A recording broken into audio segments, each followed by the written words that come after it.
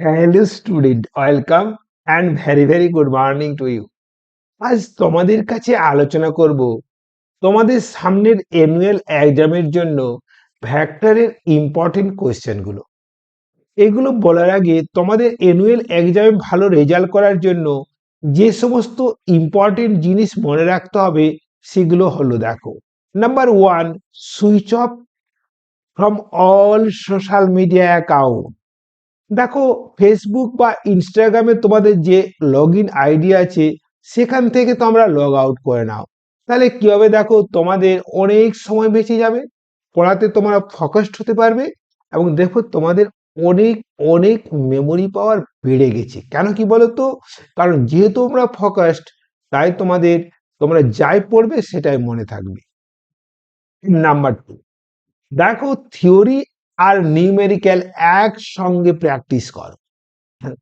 তোমরা যদি মানে ভ্যাক্টর চ্যাপ্টারের ওয়ান শট এনসিআরটি ভিডিওটা দেখে নাও, দেখবে প্রতিটি থিওরির পাশে যে সমস্ত ইম্পর্টেন্ট নিউমেরিক্যাল বা ওখান থেকে যত টাইপের নিউমেরিক্যালস হয় আমি তোমাদের সমস্ত দেখিয়ে দিয়েছি। তাহলে তোমরা যদি আবার ওয়ান শট ভিডিওটা তোমরা ভালো করে দেখে নাও, তোমরা কম সময়ে ভ্যাক্টর চ্যাপ্টারটি আয়ত্ত করতে পারবে, উল্টো পাল্টা কিচ্ছু পড়তে হবে না এবং এখান থেকে কোয়েশ্চেন আসবে, হয়তো ডেটাটা একটু চেঞ্জ করতে পারে, তাই না? এরপর 3 নাম্বার, দেখো, তোমাদের strong and weak area identify করো। দেখো, যেটা তোমাদের সবল অংশ অর্থাৎ স্ট্রং এরিয়া, সেখান থেকে আমার ওয়ান শট ভিডিওটা ভালো করে দেখে নাও, বই টই কিচ্ছু পড়ার দরকার নেই, ওয়ান শট ভিডিওটা ভালো করে পড়ে নাও। আর 2015 থেকে 2023 সাল পর্যন্ত যে সমস্ত এইচএস অ্যানুয়াল কোশ্চেন এসেছিল সেগুলোর সহজ সমাধান আমি একটা ভিডিও আপলোড করেছি। ভ্যাক্টর চ্যাপ্টার, এটা তোমরা দেখে নিও, দেখবে তোমাদের সব কোশ্চেন ইজি হয়ে গেছে। আর যেগুলো দুর্বল অংশ, আমাদের এখন ছেলে মেয়েদের কি হয়েছে বলো তো, পড়ার জিনিস অনেক কিন্তু পড়ার সময় নেই, অত পড়ার দরকার নেই। তোমরা আমার ওয়ান শট ভিডিওটা ডাউনলোড করে একবার লিখে নাও, তাই না?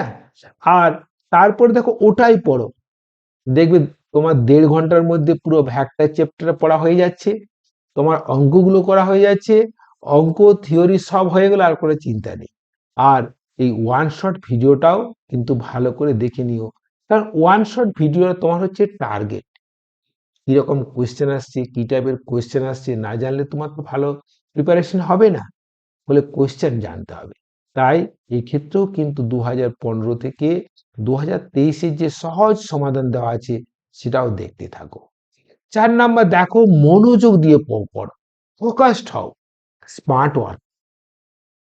তাহলে দেখো, কোন একটা জিনিস পড়ার আগে, ধরো তোমরা ত্রিভুজ সূত্র পড়ছো, তাহলে দেখো ত্রিভুজ সূত্রের সংজ্ঞা, ত্রিভুজ সূত্রে দেখো গাণিতিক রূপটা প্রমাণ করার পরে দেখে নাও এখান থেকে কি কি অঙ্ক আসে, কোন ফর্মুলা থেকে আসছে সেগুলো লিখে নাও, দেখবে খুব সহজেই তোমার সমস্ত আয়ত্ত হয়ে যাচ্ছে, তাই না? আর 5 নাম্বার, দেখো, হেলদি লাইফস্টাইল ফলো করো, পুষ্টিকর খাবার খাও, যখন পড়াশোনা করছো না ভালো ভালো গান শোনো, আর ফ্রি হ্যান্ড যোগা করো। ফ্রি হ্যান্ড যোগার জন্য আমার আরেকটা চ্যানেল আছে, মিশন যোগা, তোমরা সেটা দেখতে পারো। এরপরে দেখো ভ্যাক্টর চ্যাপ্টারে কি কি ইম্পর্টেন্ট কোয়েশ্চেন আছে। দেখো, প্রথমে দেখো প্রাথমিক ধারণা আছে, তারপর কি বলতো না ভ্যাক্টর যোগ, দেখো ভ্যাক্টর যোগ, তারপর কি বলতো ভ্যাক্টর বিয়োগ, তাই না? তারপর কি বলতো উপাংশ, তারপর কি বলতো, তারপর হচ্ছে কোন একটা ভেক্টরকে আই জে কে এর আকারে প্রকাশ, তারপর কি বলতো ডট গুণ, তারপরে দেখো ক্রস গুণ। দেখো আমি একে একে আমি তোমাদের এগুলো ব্যাখ্যা করছি। দেখো, প্রাথমিক ধারণা বললো অকার্যকর ভেক্টর কাকে বলে, একক ভেক্টর কাকে বলে, এই সংজ্ঞাগুলো করে নিয়ে দেখো ভেক্টর যুগে তোমাদের কি আছে বলতো, ট্রায়াঙ্গেল লো, প্যারালাগ্রাম লো আর পলিগন লো। তোমরা যদি ভালো করে লক্ষ্য করো এই ট্রায়াঙ্গেল লো আর, তোমরা যদি ভালো করে লক্ষ্য করো তাহলে কি বলতো, এই ট্রায়াঙ্গেল লো আর প্যারালাগ্রাম লো একই, কিসের তফাৎ? শুধু স্টেটমেন্টের তফাৎ, অর্থাৎ উক্তির আর তফাৎ, তাই না?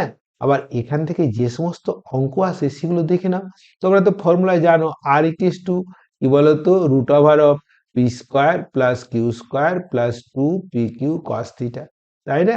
আর কি বলতো এখান থেকে অনেক অঙ্ক আসে, R vector equals to P vector plus Q vector, তাই না? ডাইরেক্ট ভেক্টর রিলেশন থেকে অঙ্ক আসে। আবার দেখো ভেক্টর বিয়োগ, দেখো ভেক্টর বিয়োগ, দেখো এটা ভেক্টর, দেখো যোগ আছে, এটাকেই তুমি ভেক্টর বিয়োগ আকারে লিখতে পারো, R vector minus P vector equal to Q vector, অর্থাৎ আর আর পি ভেক্টরের বিয়োগফল হচ্ছে কিউ ভেক্টর। তাহলে এইখানে যখন রিলেশনটা লিখবে তখন একটা মাইনাস সাইন আসবে, এই ফর্মুলা তোমাদের খুব খুব ইম্পর্টেন্ট। এরপর উপাংশ ভেক্টর, অর্থাৎ সমকোণী উপাংশ। ধরো কোন একটা ভেক্টর আর কে, জানো তো আর এর থিটা কোণ উপাংশ কি বলতো, না এটা হচ্ছে আর কস থিটা, আর অন্য উপাংশটা কি বলতো আর সাইন থিটা। তোমাদের জিজ্ঞেস করতে পারে যে সমকোণী উপাংশ মূল ভেক্টর অপেক্ষা বড় হতে পারে কি, তাই না? আর আর সাইন থিটা আর কস থিটার সম্পর্ক থেকে অঙ্ক আসে। এরপরে দেখো কোন একটা ভেক্টরকে একক ভেক্টরের সাহায্যে প্রকাশ কি হয়, যে আর ভেক্টর ইকুয়াল টু কি হয় বলতো X I cap plus Y J cap plus কি হয় কি বলতো জেড কে ক্যাপ।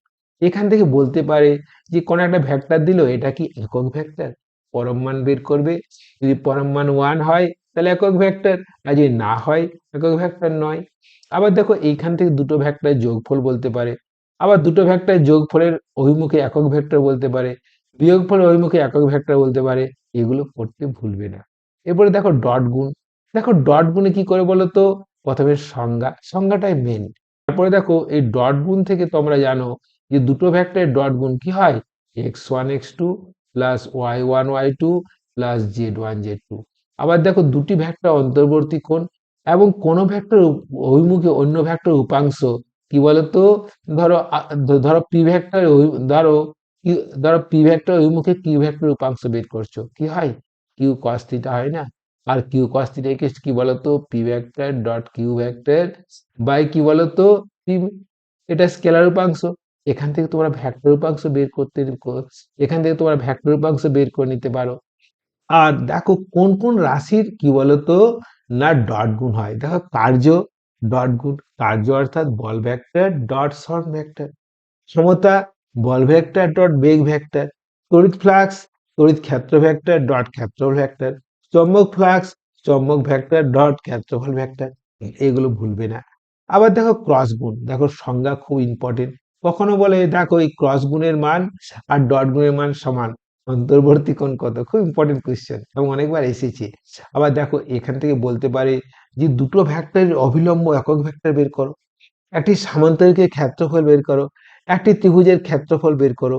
এই সমস্ত অঙ্ক আমার ওয়ান শট ভিডিও দেওয়া আছে, তোমরা যদি ভালো করে দেখে নাও একটাও আটকাবে না এবং ভেক্টর থেকে ফুল স্কোর করতে পারবে। তোমরা আবার ওয়ান শট ভিডিও এবং পিআইকিউ দেখে নাও, খুব খুব কনফিডেন্ট হয়ে যাবে। তোমরা ভালো করে দেখো, এইখানে দেখো একটা বল দেওয়া আছে, কি বলতো বলছে 10 সেকেন্ড পরে গতিবেগ, দেখো বল দেওয়া আছে, ভর দেওয়া আছে, তোমরা ত্বরণ বের করতে পারবে, তাই না? ত্বরণ কি বলতো বল বাই ভর, এখন যদি ত্বরণ পেয়ে যাও তাহলে ভি ইকুয়ালস টু ত্বরণ ইনটু সময়, তাহলে কি বলতো F vector by M into T, easily বেরোবে না কিনা বলো। দেখো আবার সেই ক্রস গুণফল আর ডট গুণফলের অনুপাত দেওয়া আছে, মানে কি বলতো ক্রস গুণ আর ডট গুণ অনুপাত করে থিটা বের করে নিতে পারবে। আবার দেখো A vector plus B vector plus C vector 0 হলে দেখো এটা প্রুভ করতে পারবে, তাই না? এটা একতলীয় ভেক্টর, এটা আমার ওয়ান শট ভিডিওতে এবং আমার পিআইকিউতে দুটোই তো সলভ করা থাকবেই, তাই না? আবার দেখো এই দেখো এখানে এই এই এই একটা ভেক্টর দেওয়া আছে, এর গতিপথ কি হবে, কিছুই না, এইটা এক্স এর সঙ্গে সমান করবে, এটা ওয়াই এর সঙ্গে সমান করবে, টিটা তাড়িয়ে দেবে। আবার দেখো ক্রস গুণ ডট গুণ সমান, তাই না? এই দুটো সমান নয় কেন, কারণ তোমরা জানো ক্রস গুণ হচ্ছে অ্যান্টি কমিউটেটিভ, তাই না? এই দুটোর মাঝের অ্যাঙ্গেল কত 180 ডিগ্রি, তাই সমান হয় না। আবার দেখো এই একক ভেক্টর নির্ণয় করে যেটি এত ও এত এর উভয় এই অবিলম্ব ভেক্টর, এটা ক্রস গুণ দিয়ে করতে হবে, কি করতে হবে বলো তো A vector cross B vector বের করতে হবে, যেটা পাবে তাকে তার পরম মান দিয়ে ভাগ করে নিও। দেখো এটা ত্রিভুজ সূত্র দিয়ে করবে, এটা যোগ আর বিয়োগ উভয়ের ফর্মুলা কাজে লাগবে, ভালো করে করে নিও, এটা আমার ওয়ান শট ভিডিওতে পিওয়াইকিউতে দুটোতেই আছে, দেখে নিও। আবার দেখো এটা আবার ত্রিভুজ সূত্র দিয়ে করবে, তারপরে দেখো এটা অভিমুখে একক ভেক্টর নির্ণয় করে, দেখো এটা শুধু জাস্ট এর পরম মান দিয়ে কি বলে থেকে ভাগ করে দাও, এটা হয়ে গেল একক ভেক্টর, তাই না? এটা ত্রিভুজ সূত্র দিয়ে করে নিও।